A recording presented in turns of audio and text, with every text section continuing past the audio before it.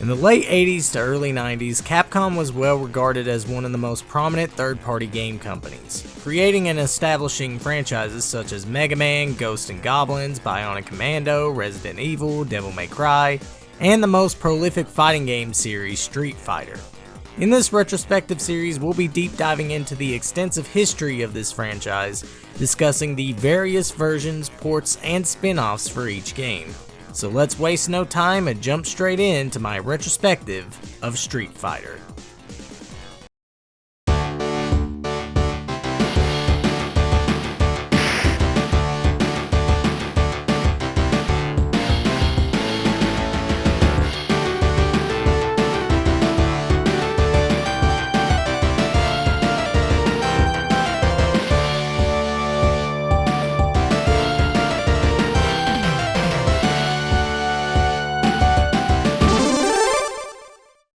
In 1986, Capcom hired Takashi Nishiyama to work on their very own arcade game, Trojan, a hack-and-slash beat-em-up game that would be the spiritual successor to Nishiyama's other game, Kung Fu Masters.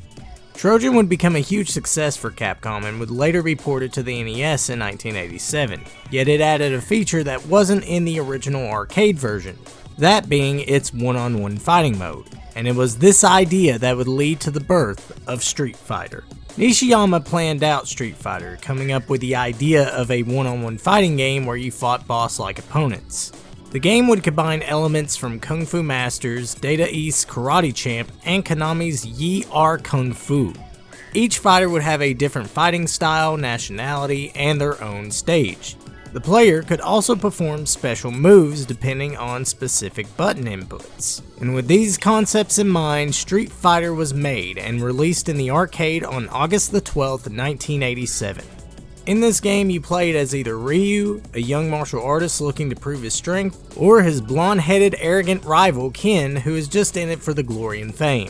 In this game, you must fight 9 other fighters until you reach Sagat, who is the final boss in this game. In each fight, you have 30 seconds to successfully beat your opponent, which if the timer expires, then the winner is decided by who has the most energy. Up the top of the screen, there are 2 energy meters, which represent you and your opponent. If you manage to bring your opponent's meter all the way down, then you win that round. Win the second round and you move on to the next fighter, yet not without being treated and entertained by some of the funniest voice acting you'll ever hear. Brooklyn, the telephone get down and go, baby, all over the world. Seriously, what the fuck is he saying? Yet if you manage to lose all your rounds, then you get treated with funny voice acting and the game over screen, which you'll have the chance to start the fight over again. Of course, this wouldn't be a Street Fighter game without bonus games, and there are 2 of them. You have a tile breaking game and you have a wood breaking game. In the tile breaking game, you have to press the button at the maximum strength of the timing bar. If successful, you basically break through all the tiles and you rank up points. The wood breaking game is pretty simple as well. All you have to do is just break through 3 planks of wood and that's it.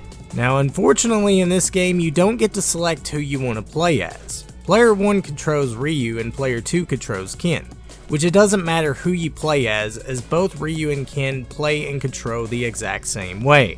Now I should mention there are 2 different arcade cabinets made for Street Fighter. Of course you had the analog which allowed you to move in 8 directions, but for one of the cabinets you had 2 pressure sensored buttons, which depends on how hard they were pressed, which allowed you to perform high, medium, or low punches and kicks. Now ideally this doesn't seem bad and it was a rather unique control scheme for a fighting game. However, the technology just wasn't good, and it was hard to play the game as inputs just wouldn't register correctly. So Capcom decided to get rid of the pressure button cabinets and replaced it with the traditional 6-button layout, which would become the standard.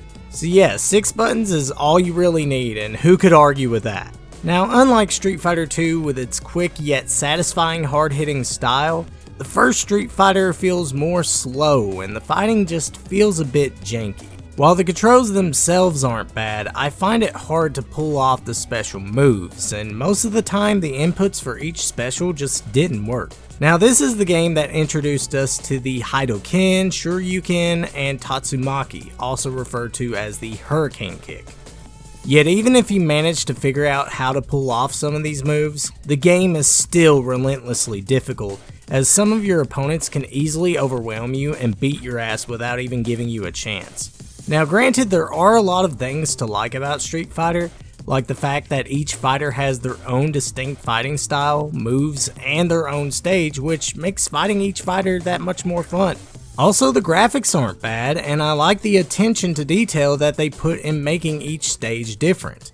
Like in one of the USA stages, you have Mount Rushmore in the background. And yes, the Founding Fathers would be very pleased. America, fuck yeah! Sadly though, there aren't any spectators to watch the fights go down like the later games, yet aside from that, I love the aesthetic and I love the overall presentation. Now, Street Fighter was ported to many home computers, yet it only saw one home console port, which was the PC engine, aka the TurboGrafx16. Which you wouldn't even know that because some reason it's called Fighting Street, which is just fucking dumb. Now in this port, all the music has been remixed, which is so worth checking out. And honestly, this isn't a bad port. Yeah, the colors are a little bit dulled down, but all in all, it plays just like the arcade game. The only thing I suggest is you get your hands on a 6-button controller, because trust me, you're gonna need it. Of course, this game would be brought over to the Wii Virtual Console in 2009. And the original arcade version would be re-released in many Capcom compilations, including the Street Fighter 30th Anniversary Collection. So yeah, it's easy to understand why no one remembers the first Street Fighter, despite how successful it was. It certainly is an important game as it gave us a lot of ideas, such as the concept of having fighters from different nationalities with different fighting styles and special moves. Yet the ideas introduced in Street Fighter 1 would be better implemented in its sequel, Street Fighter 2.